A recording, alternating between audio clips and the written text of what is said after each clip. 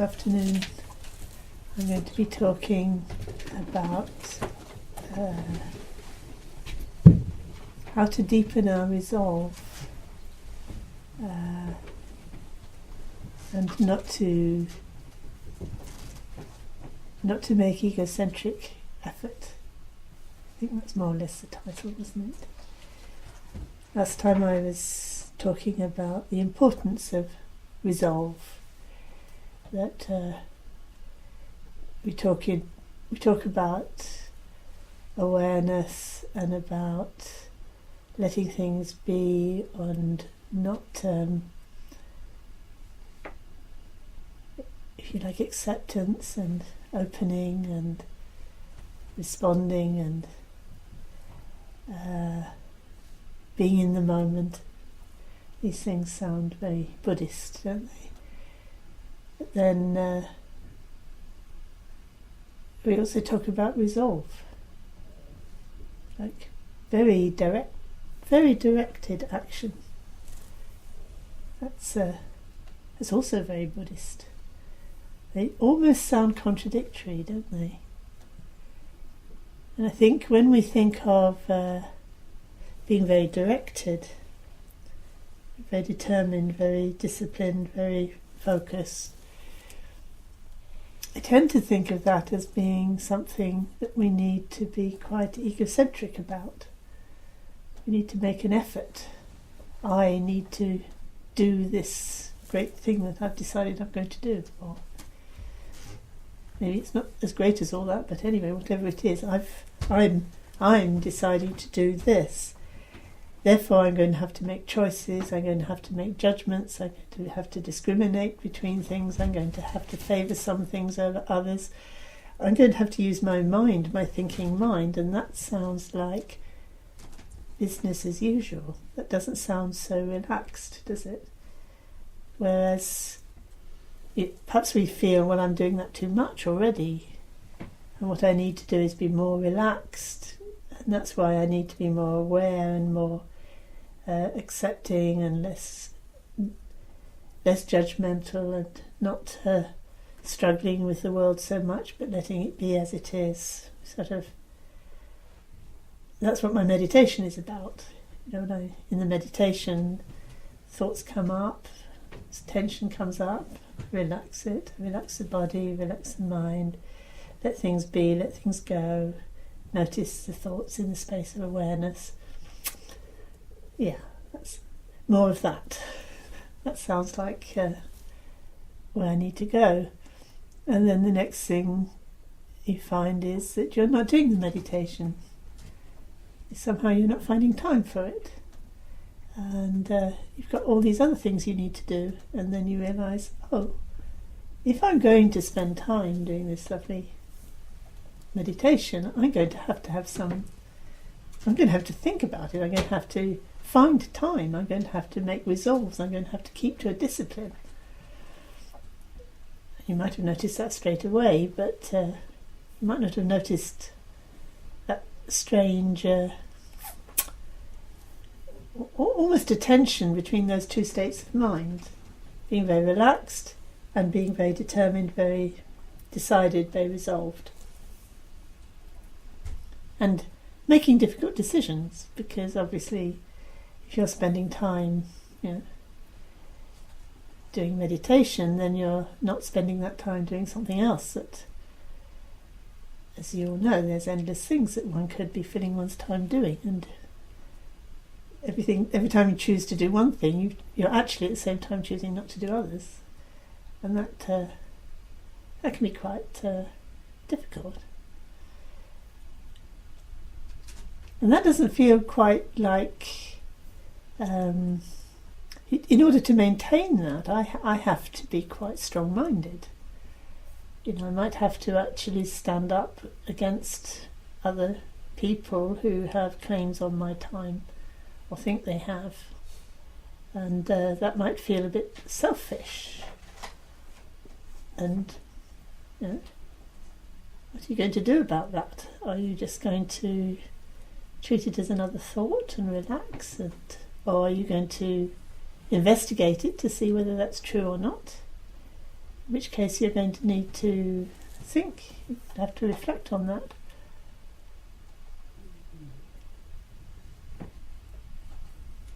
But we're going to have to manage that. Both are very important, and it's a matter of getting the right balance. And generally speaking, on the path of practice as a Dharma practitioner, you'll find it's always about balance and how to be simple and at the same time aware of these kind of tensions and conflicts and discomforts, as it were. From the point of view of a non-enlightened person, it's all rather kind of not easy. It's like once you're off balance, it's really difficult to do even such a simple thing as keep your balance. I was thinking of the image of riding a bicycle. When you first start riding a bicycle, you're fighting the whole time to keep your balance. You know, you go off one way and you correct it and you're going the other way. You have to correct that and then suddenly you can keep your balance. You don't have to think about it anymore. Your whole body knows how to keep your balance, which actually is very complex, but feels simple because you're doing it from the right intuitive place. To be honest, you find it gradually, and you customize yourself to it gradually, and your body adjusts to it gradually, and then it becomes simple from a central point somehow. So your Dharma practice is going to be like that. To start with, you're going to have to be you're going to have to make quite strong structure and make quite an effort and think about it quite hard. How you're going to do it, what's going to be conducive to practice and what isn't. And then as you get more centered and you're coming more and more from the right place, then the way you express what you're doing becomes much more to do with an intuitive sense of how to do it than your adhering strictly to rules sense of it.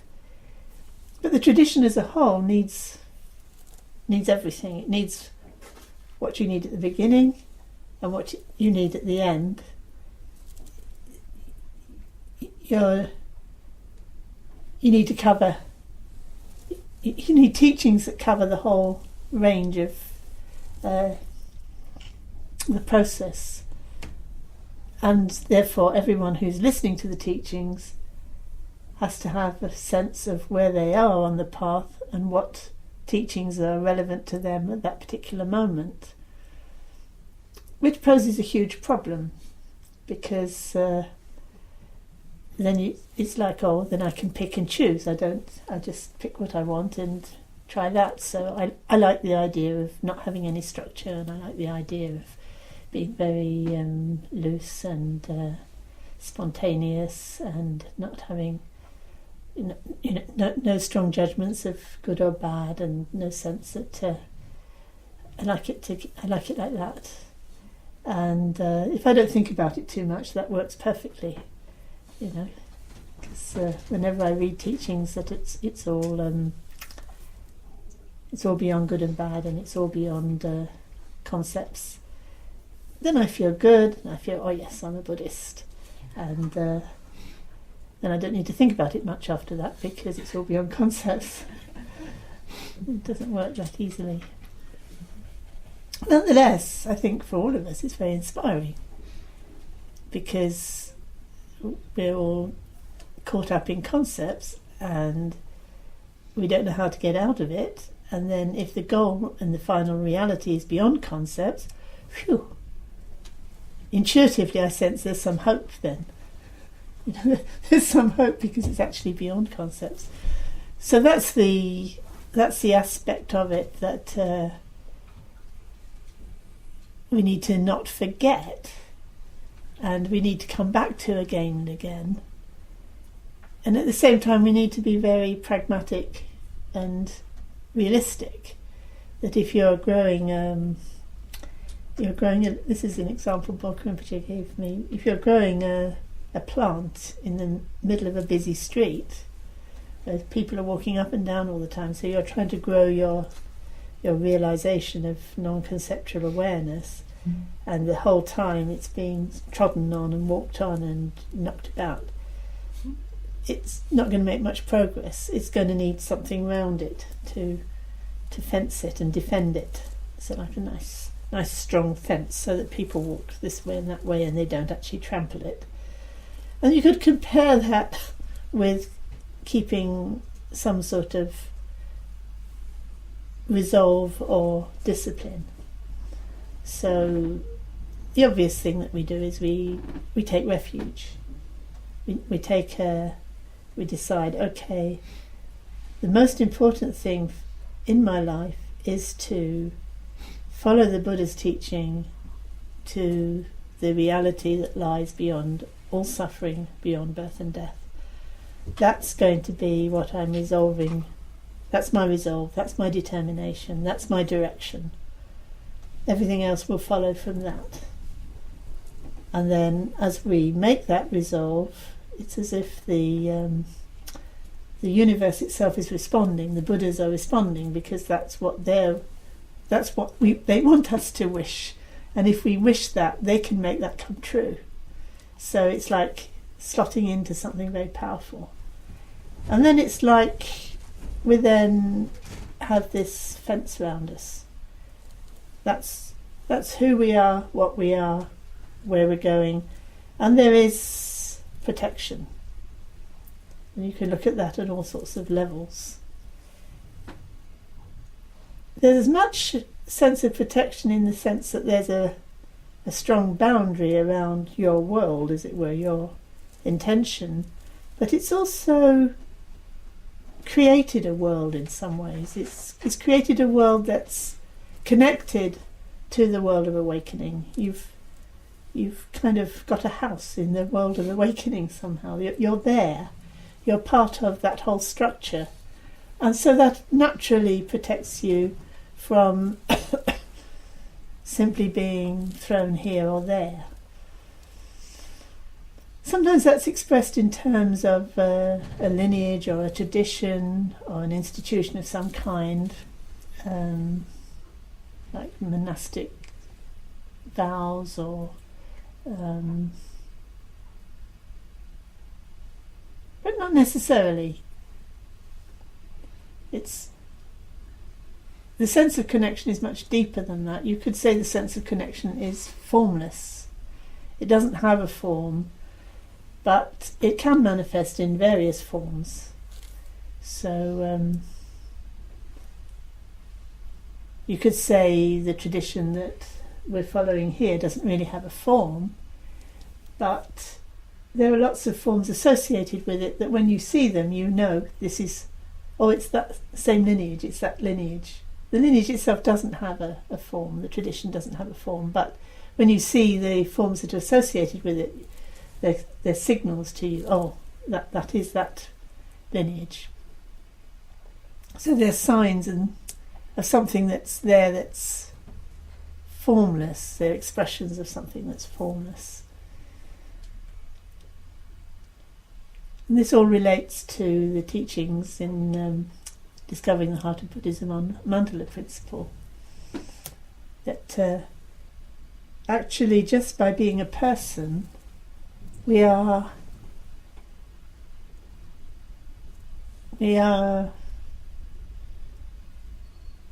expressing Mandala Principle.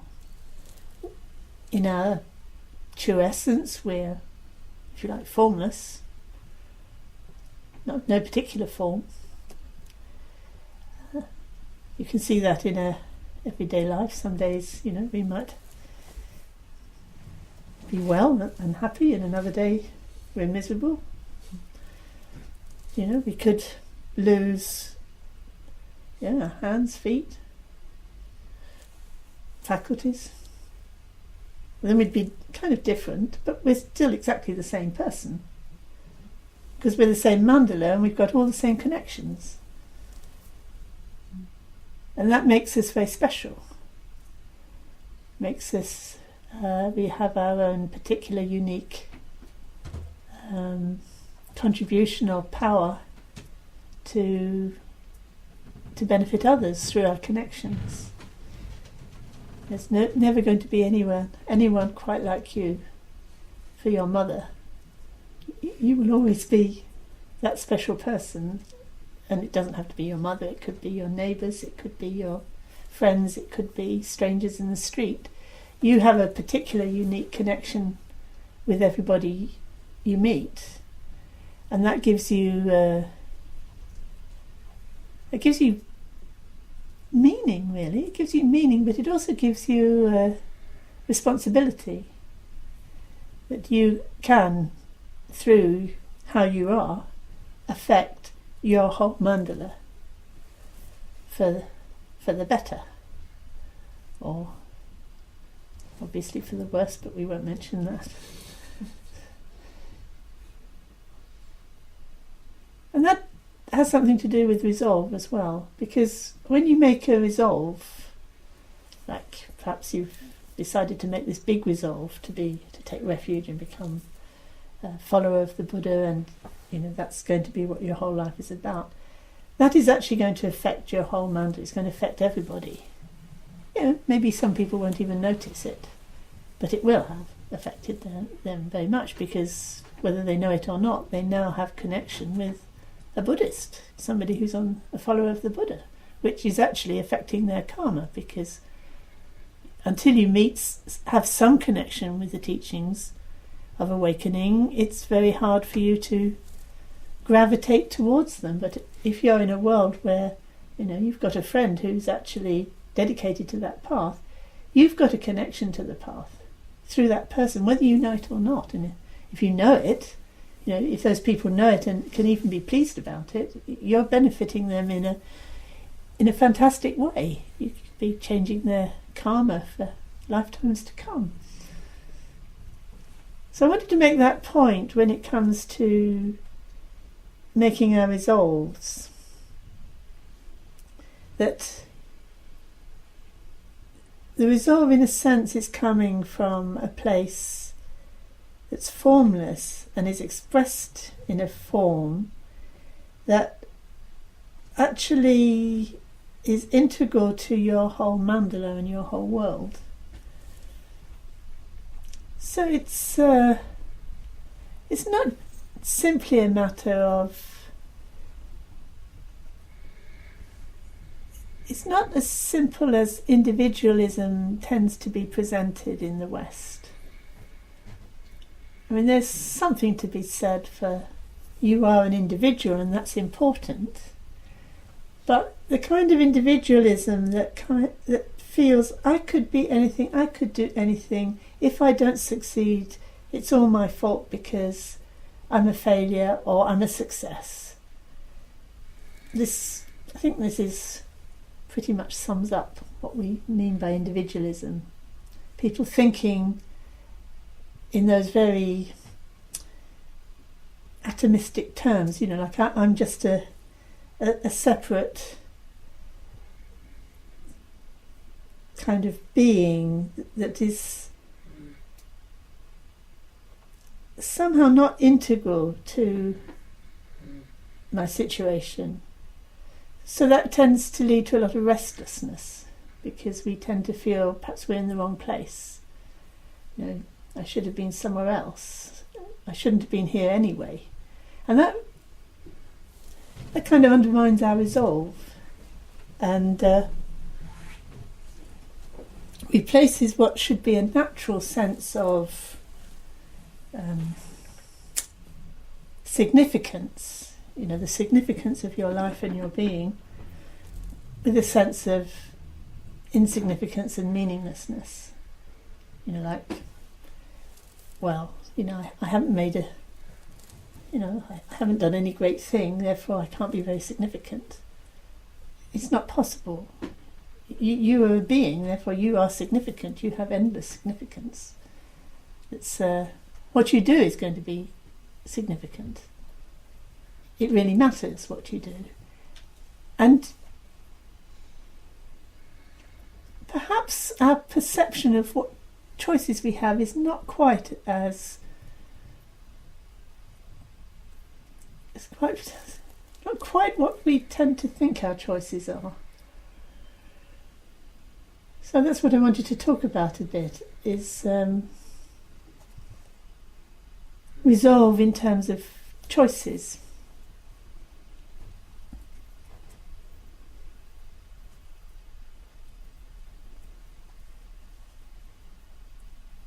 Contrary to what they say, I don't think we want too many choices, because choices are painful.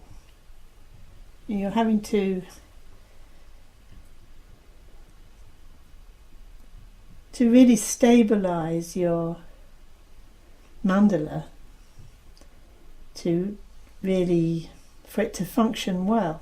It needs to be stabilized and stable. It needs to be clear and not confused, not too many currents crisscrossing and becoming confused. It needs to have a clear structure that can then be effective in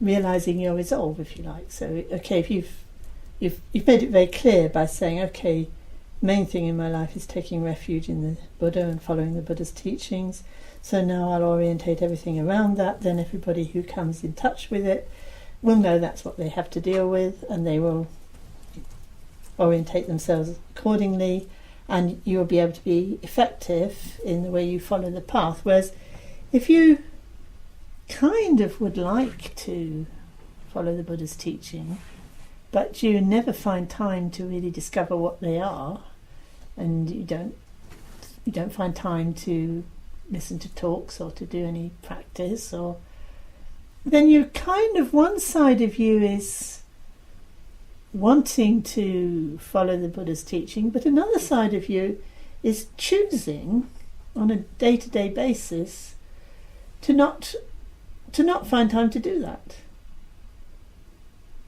So there's some sort of conflict there, and you don't know, and nobody else knows quite which way you're going to jump at any point, which takes up an awful lot of energy. Internally in yourself and externally in your world.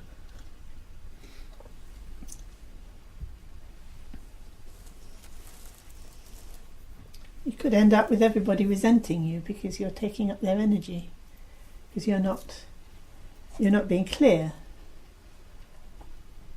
And it can be big things, it can be small things.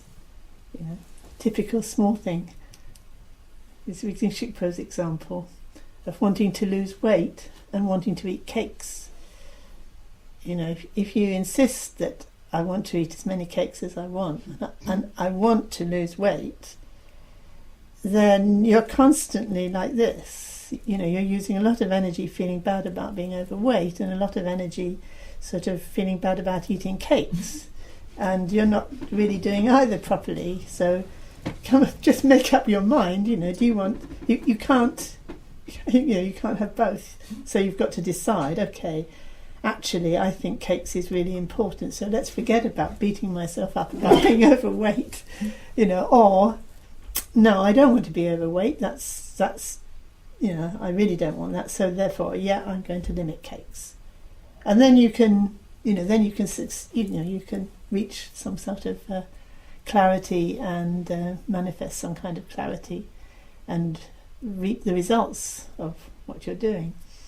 I think that's a nice example of, and I think we waste an awful lot of energy actually by not facing what's going on in our different systems of values, so that And especially these days, I think we have so many things that we could possibly be doing, or possibly succeed at, or possibly get involved in. And then if we choose one thing, of course we can't do the other things, and therefore we feel bad about all the things we haven't done. And sometimes don't even notice what we have done. I don't know if that. It certainly rings a bell for me that I can reach the end of a day and add up all the things I haven't done. And it's quite a gear shift to turn around and say, okay, now let's think about what you did do. Actually, that wasn't a bad day, that was a pretty good day. Then, actually, in terms of my resolve to live my life following the Buddha's path, yeah, I can feel good, I've done that. Okay, then there's all the other things that, are going to cause problems because I haven't done them. Nonetheless, I couldn't do everything. That's just pain. That's just mourning that, feeling the pain of that, along with everybody else. But that doesn't have to make me... I don't need to lose energy over that, because I've put my energy where I meant to put my energy, and that will have the consequences that that I set out to achieve. So a little bit of thought at that moment helps me to know where to let go, and where to, if you like, foster an attitude to foster, and an attitude, thoughts that I don't actually need. Okay, it's true, all the things that I thought about how bad it was that I didn't do all those things, it's all true, but I don't need to foster that. I can, I'll pick them up tomorrow morning when I'm fresh, see what I can do. But to waste energy over that, I don't need to waste energy over that. And that's how you strengthen your resolve, really, by putting your energy where it needs to go. And it also, because you're not wasting energy, you've got more energy, and therefore you're more relaxed, because it's very stressful to find you've got a lot of things to do that you think you need to do and you don't have much energy. It's I think we all recognise that one, don't we? So thinking is important. How you think is important. And when it talks about letting thoughts just be in the meditation, that shows you have the power to do that. You don't have to be disturbed by all these voices that tell you haven't done enough and you haven't done it well enough and whatever else they're telling you. Maybe something totally different, but you can choose which ones you're going to take notice of. And one of the key things with being clear about your resolves is to be realistic. And I think one of the things that perhaps as a society we don't really value enough is being simple, is not having too many ideas. We tend to admire people who have a lot of ideas. And I notice in Tibetan society it's not like that. They admire people who don't have too many ideas. Because if you have too many ideas, you're just bubbling away. There's nothing really stabilizing. Whereas if you're careful about your ideas, you relate them to your world, and you follow it through in a very simple way, you're very reliable, you're very energized, you're very you're not making a lot of fuss because you're not trying to do too many things, you're kind of relaxed. That's the kind of person you want to be. So there's very strong cultural tendency to admire and want to be like that kind of person, whereas we tend to have this idea, I want to be a star, I want to be somebody who everyone notices, I want to have achieved a lot, I want to be original and different. These are kind of values that float around, don't they? I don't know, maybe you disagree, but something like that. I often give this as an example. If I want to introduce somebody to a Tibetan, normally speaking, I don't know all Tibetans, but certainly to Lamas, and I want to this is a good person, I think you're going to be interested in. I say, they're a good, stable person. Oh, really? Right. Oh, what's your name? They really want to know who you are. If I was to say, well, they've written about 20 books on all sorts of different subjects, they say, yeah. So what? What's that to me? It's a very different sort of, if you like, cultural milieu that they're in, but they are wonderful in terms of resolve. I mean, when you look what they've achieved since they've come out of Tibet, they just decide. They think, okay, I'm very grateful for all the teachings I've received. I want to help people who haven't had the same opportunities as I am.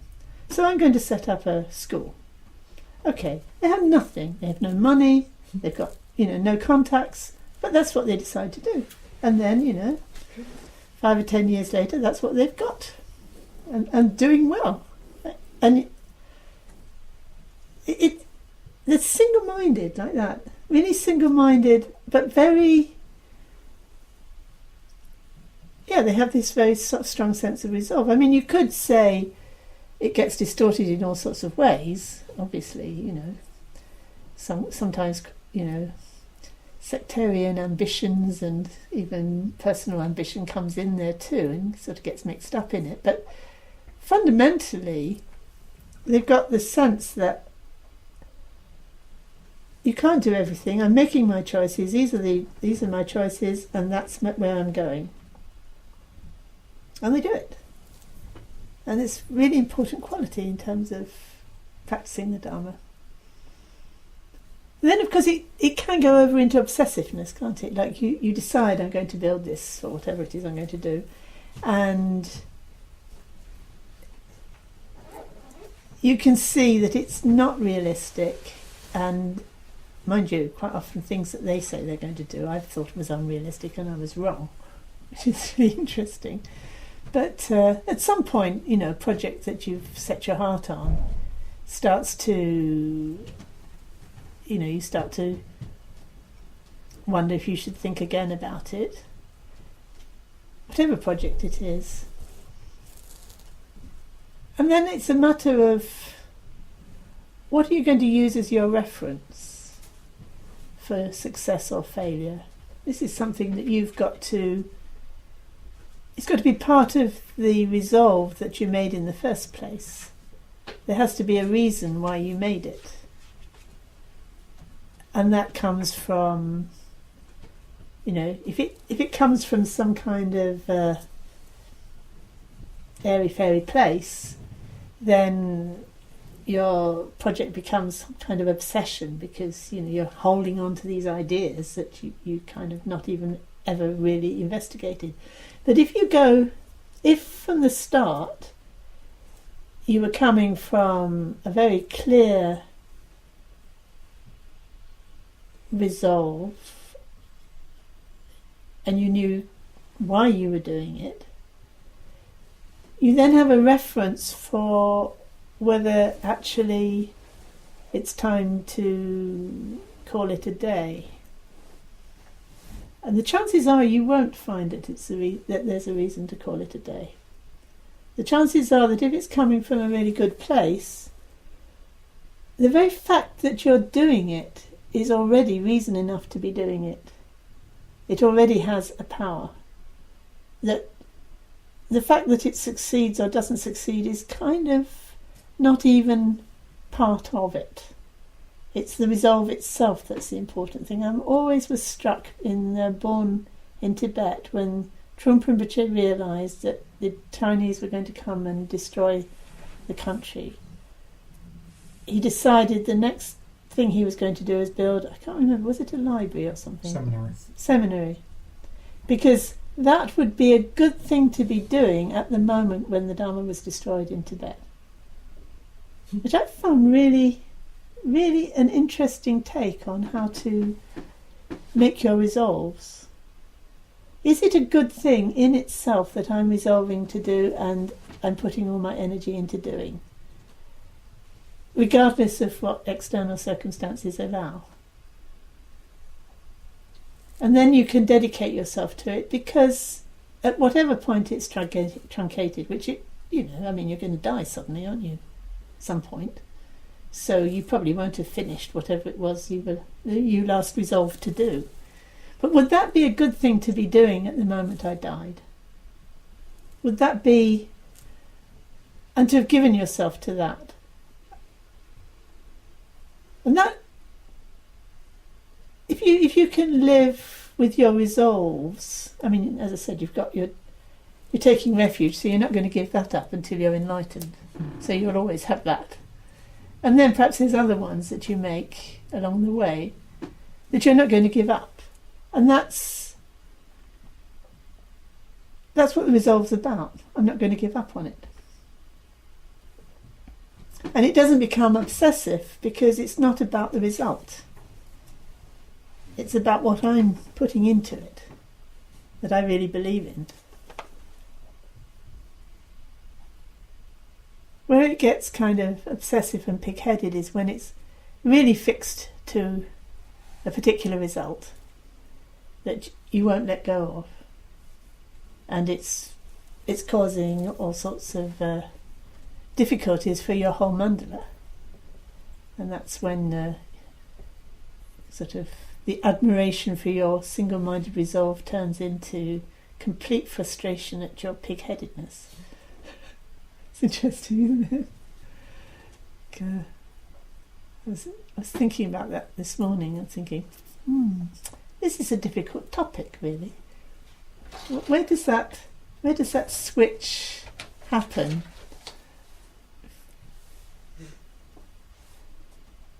Like everything that could be a virtue can, with not much effort, can be turned into its opposite, something that's actually quite egocentric.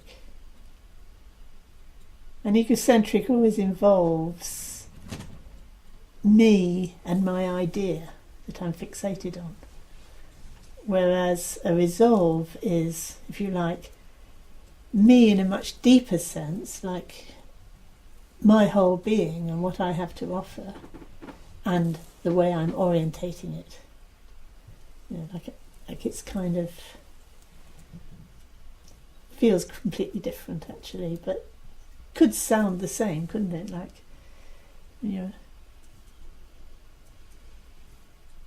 maybe. Anyway, I did find it a very interesting question of how do you strengthen your resolve,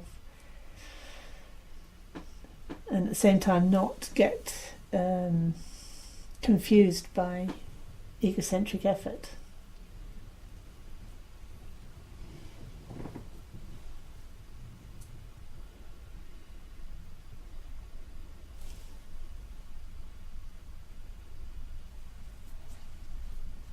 Yes. I was thinking egocentric effort. This idea, this me and my ambition, if you like,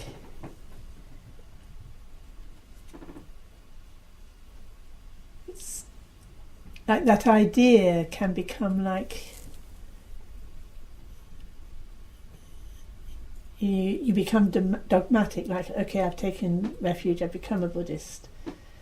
So now, my ambition now is to make everybody Buddhist who I meet. Which could be kind of, in itself, is a wonderful thing, that you want everybody to benefit from the truth of the Dharma. You could say that underlay it, but because of the mindset of me and my project to change everybody and to present Dharma in a way that, is simple and straightforward, can become just like dogmatism of some kind. I'm just holding on to my dogmatic ideas and trying to impose them on the rest of the world. So how does that, you can sort of feel the stickiness of that, can't you? It's a resolve, but it's you kind of would like a person to have less resolve and more more openness, clarity and sensitivity, or more sense of the rest of the world and the connections with the rest of the world. Whereas you could have that as your resolve, that whoever I meet and wherever and whenever I meet them, may they all receive a connection to the Dharma through the power of my faith and connection in the Dharma. And just that's where you're coming from, but you don't say anything. You don't force your ideas on other people. The chances are that that would be, well, not even chances. I mean, that would be a very, very powerful way to practice. And the other way that one can kind of distort the resolve is for it to become an idea, and you like it as an idea. So you're attached to your idea, but you don't actually live it.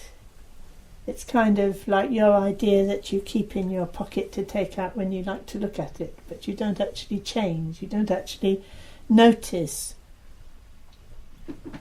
It's just an idea. Like everything's perfect from the very beginning. It's a lovely idea. Yeah. I resolve now to realise that. And somehow I think that I can think myself into that. And just because I like the idea, I think it must be right. But actually, as an idea, it doesn't have much effect. It's got to be something that you realise, which means you've got to follow the path from where you are now. And that's quite challenging, because what kind of a point of view is it that everything that's happening is perfect from the very beginning? It's not. It's a very special point of view.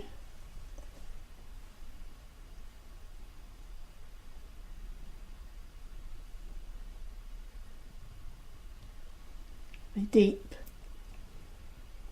and transforming. You're not like an ordinary person if you can see things like that. And it actually gives rise to, well, it releases, if you like, the compassionate power of the universe. If you could see things like that, then naturally all your connections in the whole universe would be filled with this power of compassion that would be benefiting others. It's quite something. So in between times, we have to make an effort to create, if you like, practice mandala, and we have got to make the effort to look at those places that we don't want to look at, and to examine the teachings as they're presented and come to some genuine understanding of them. So there's a lot of reflection to do, a lot of thinking to do, a lot of decisions to be made, and that is all part of the path. So okay, in the meditation, that's the time when we set time aside to really give ourselves the space to recognise the simplicity of our experience, and to find something that we can have confidence in. But then when we come out of the practice, out of the meditation practice, it's really important to spend time reflecting and thinking and making good decisions. So it's not that you should wander around for the rest of the day not thinking. It's the thinking and the meditation need to be going along in parallel. There's a listening to the teachings, or studying the teachings, there's a reflecting on it, and then the meditation, and then the meditation feeds back into the way we listen, and the listening feeds back into the way we reflect, which feeds back into the way we meditate, and they're feeding into each other the whole time, and it's all of a piece. So, you might think sometimes, I didn't have much time to meditate.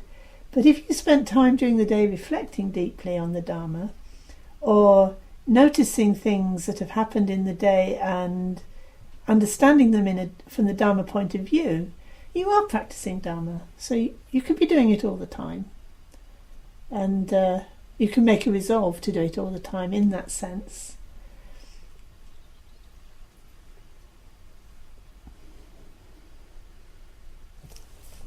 Well, I'm in danger of having too many ideas. So I think what I'll do is I'll stop there, and then you can ask me questions and you can go somewhere from there.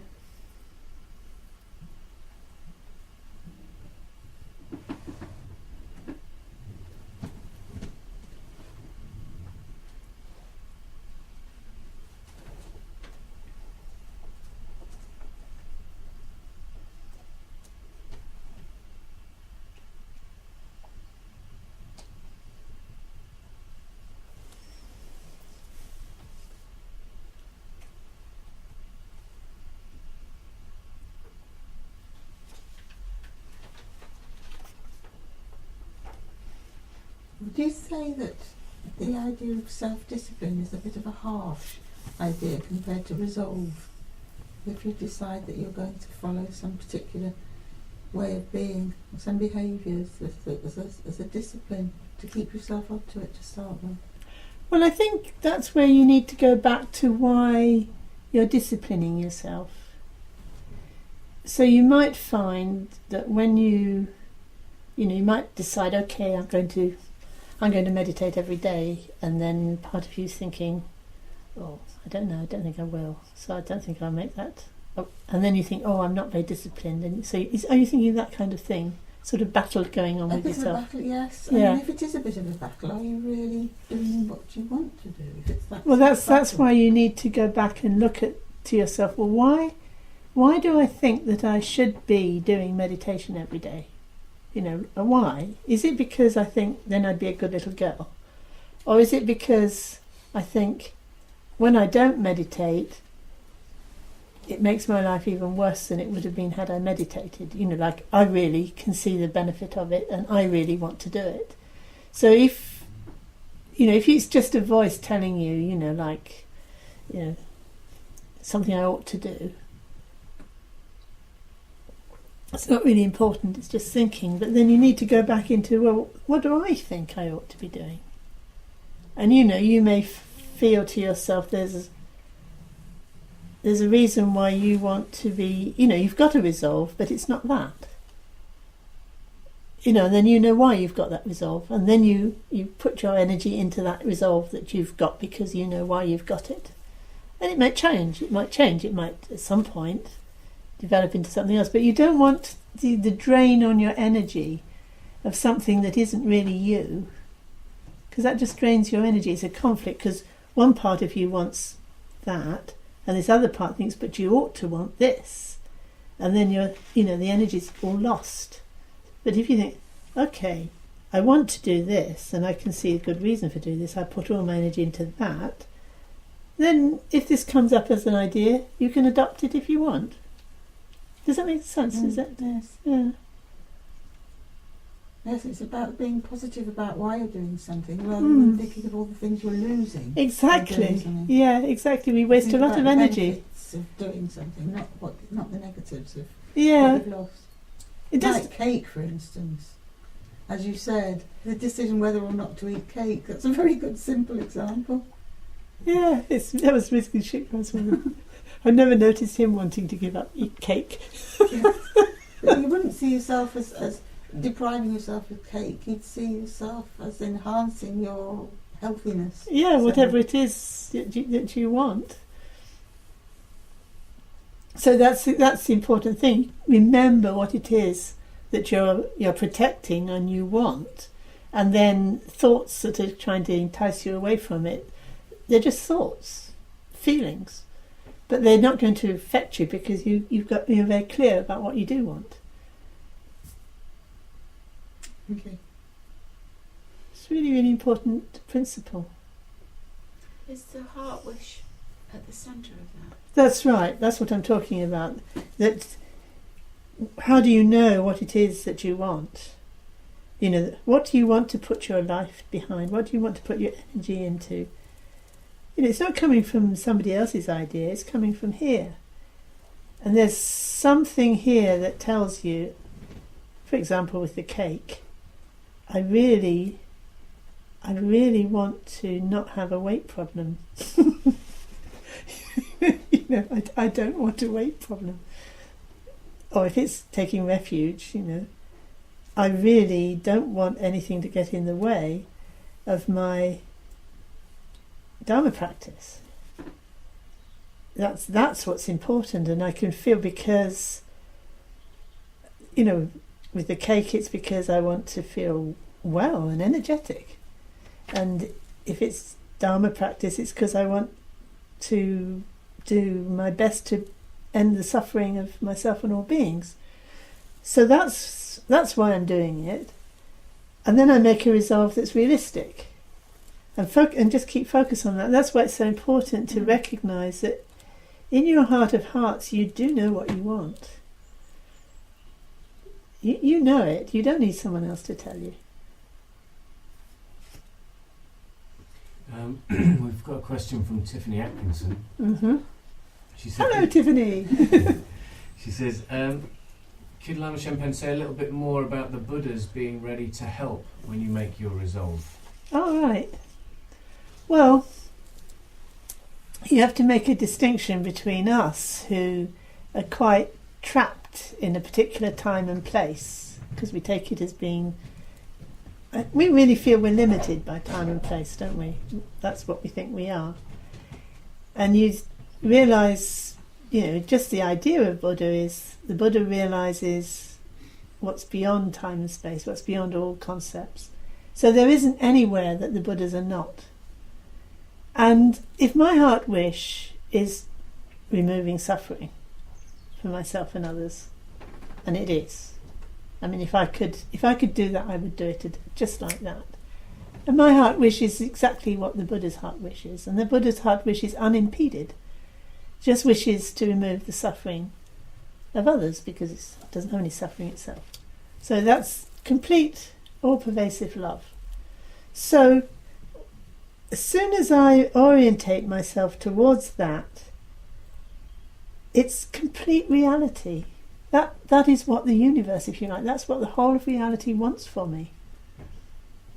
How can it not support me? It's what it wants. It's got all the power in the universe, and it wants that. And I've just said, yeah, I want it. Go on, do it, whatever. How can it not support you? It has to. I find that really completely overwhelmingly convincing. In a very relaxed way. It's not that I have to beg it to do it. I do have to get myself to beg myself to do it. Like when he says, oh, please hear me, it's more like, stop messing about, just orientate towards the Buddhas and they'll hear you. But the wording is written, usually in these prayers it's written into like, I call to you, but in some ways it's like, I'm praying to myself to stop messing about.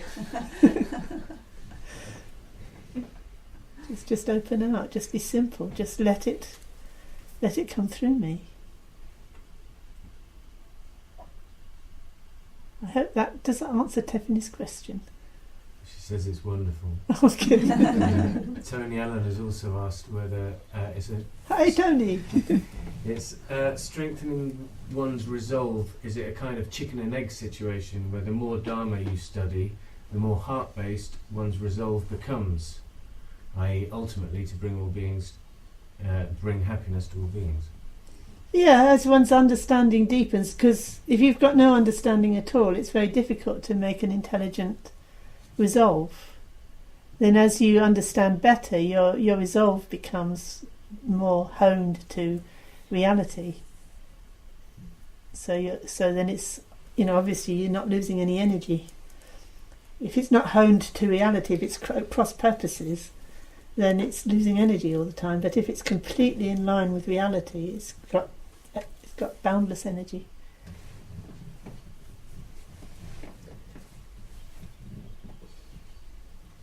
And it's effortless energy, because it's kind of the energy that we need is because we're off centre. So we're having to keep pulling ourselves back all the time, whereas once we're completely there, it doesn't need any effort anymore.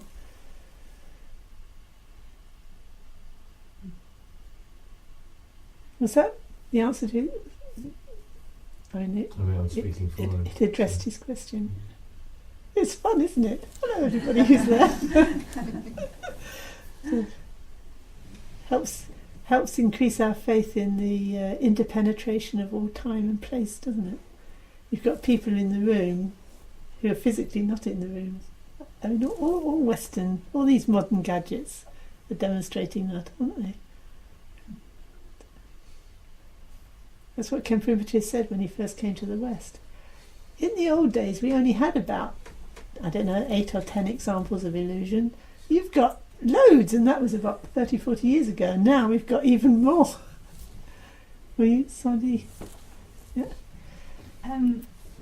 My question is, how do we work with a situation in which we see that we can't have two things, for example, eating lots of cake and remaining thin, but we're not prepared to accept that yet? That's called so dukkha. we're still struggling with the idea that why are we getting fat when we're eating all these cakes? That's dukkha, really. That's what the Buddha said. That situation is what suffering is. That we want something that we can't have because it's inherently not possible. It's not in line with reality. So we suffer. We try to make something, we try to make something real that's not real, and then suffer when it falls apart. Well, don't try and make something out of something that it's not. You've got to have that. It's got to be real. Otherwise, dukkha and this kind of all this fragmentation and energy getting blocked and just follows naturally from that lack of reality in the centre of it all. Does that make sense? And this not wanting to accept it is exactly what's going on. That is what's causing samsara. That is what samsara is, almost. Is it avidya that not recognizing what's real? Yeah, not recognising what's real. And then because of not recognising what's not real, you're grasping onto what's not real. Which you wouldn't do if you could see it wasn't real. Then you wouldn't suffer. Yeah. And we do it in all levels, sorry. Is that totally true that we wouldn't do it if we could see it wasn't real? Isn't that part of the problem, that even though we can see it's not real, we still keep trying? Yeah, that's what I was saying, it's different subtle levels of it. Because we can get a kind of intellectual understanding that that's true, what's being said. I mean, I can understand, as I say this, I know it's true what I'm saying, but I know next time something comes along to upset me, I will struggle because I haven't completely realised it. I kind of am disturbed by the fact that I know it's true and I haven't realised it. So next time I get upset, I should be particularly upset by the fact that I'm upset because because I know actually there's no need because it's not real, but I will still have those habits that will spin me round and I'll have to work with it. So it is quite tragic. And in some ways, as a Dharma practitioner, you suffer even more in a way because you're even more aware than ever that it's all unnecessary. But that's a necessary stage, because even though it seems that people who kind of completely, you could say they're worldly success, and you think, well, look, they're worldly success, they don't suffer half as much as me. But wait till they do, and it's tragic. Sooner or later it hits them, and they're not prepared for it. Whereas for us, it's just business as usual, We kind of know we're on the path and we're not there at the other side yet. I was thinking this morning of an example of how you practice Dharma and you don't see any progress. And I thought, it's like swimming the channel. When you're leaving the first shore, you see you're making progress because the shore's getting further and further away. in the middle of the channel, you can't see the other side coming up. But you've got to keep swimming and you're doing all the right movements, but nothing's happening. It seems. But it's not true. At some point you will see the shore coming towards you, but there's a long period of doing what you know must be right, but it's not really yielding what you would hope it would yield. But you're not making a mistake. Just keep going. You might just be treading water. Yeah, but still, it's pretty good. You might be in Atlantic Ocean somewhere. So that it's not a completely good image.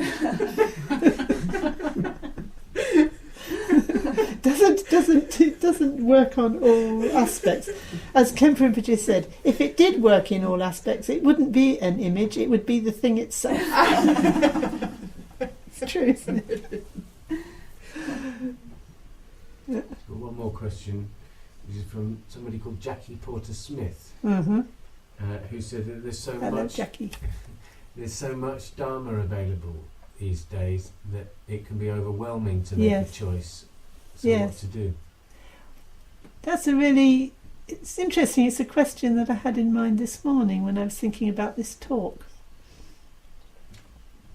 How do you choose a big thing like that? Like how am I going to go about following the Dharma? You know, I was really trying to put my finger on how you make a decision like that, because you can't really say any Dharma teacher is going to be equally good.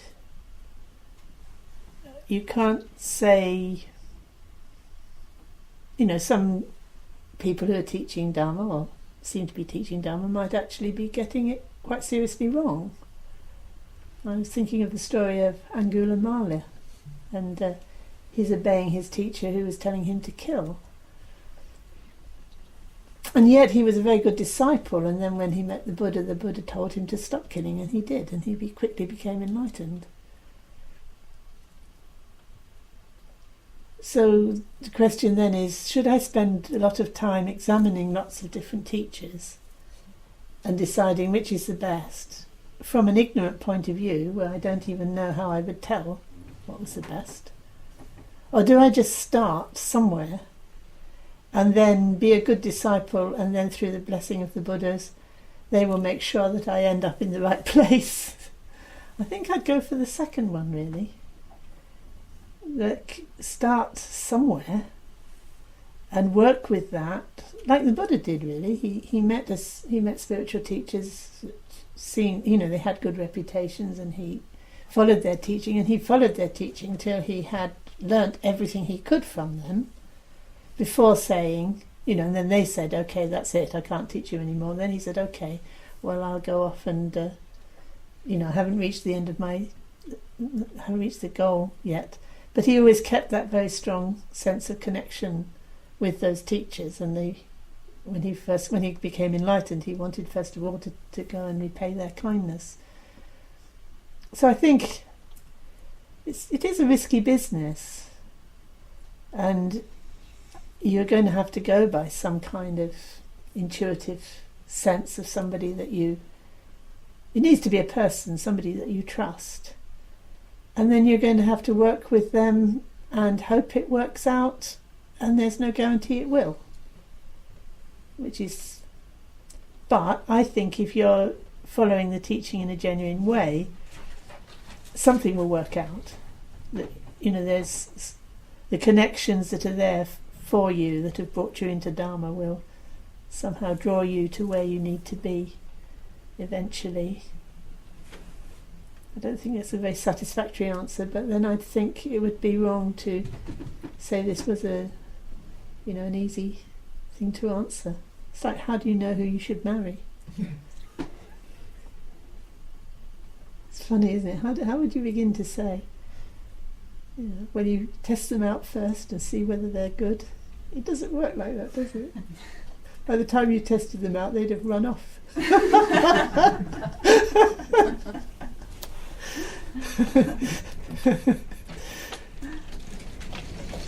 It's really interesting that the most important and major decisions of our lives, we actually make the most intuitively, don't we? That's where we do find a place within ourselves that, even if it turns out even though we might make a choice that we think afterwards was a mistake, we still have to rely on our own ability to make a mistake and to correct it. It's still not up to someone else to tell us. If you understand what I mean. And I think it's the same with the Dharma teacher. Something in ourselves has got to tell us that this is working or not working.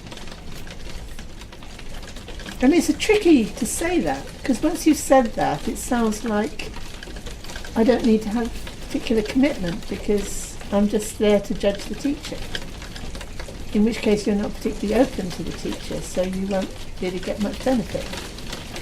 So that is a real chicken and egg thing.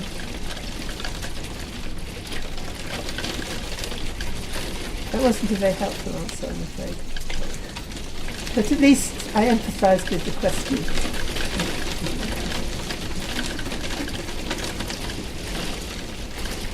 Yes? Just an observation really, I would advise to be the best possible student Right. rather than worry about whether or not it's the best teaching. Yes.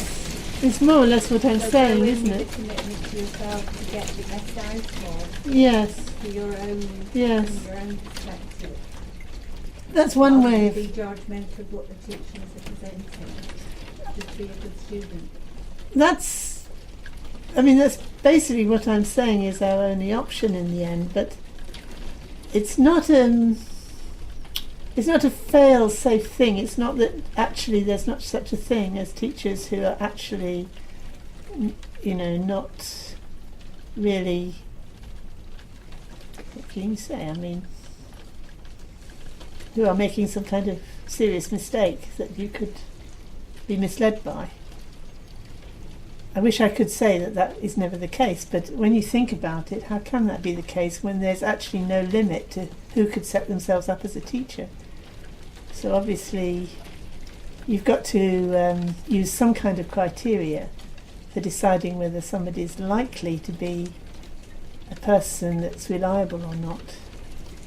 And again, I notice, the Buddha made this comment, didn't he? He said, okay, you could say it has to be somebody from a lineage or a tradition, or and all those things are true, but they're not enough in themselves.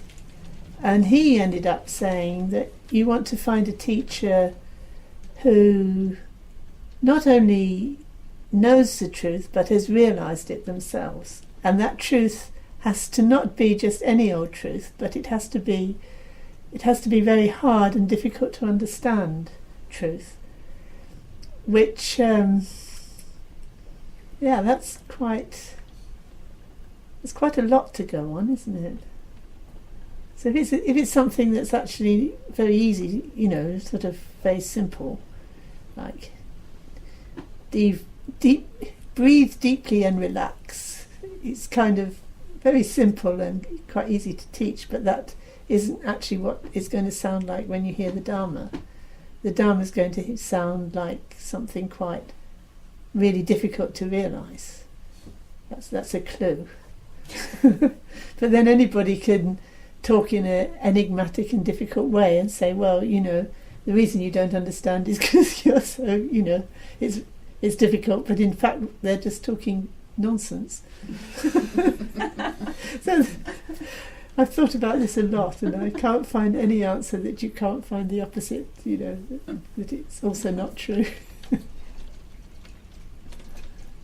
Yeah, so I think you have to accept that it's going to be risky. So good luck. It's like getting married, isn't it?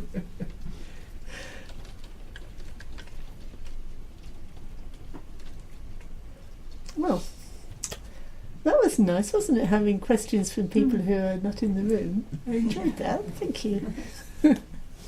Okay, we dedicate this punya to the enlightenment of all sentient beings. May all sentient beings realize complete and perfect awakening. May the heart's awareness awaken in the unawakened. Where it has begun to stir, may it never fade, and may it awaken fully.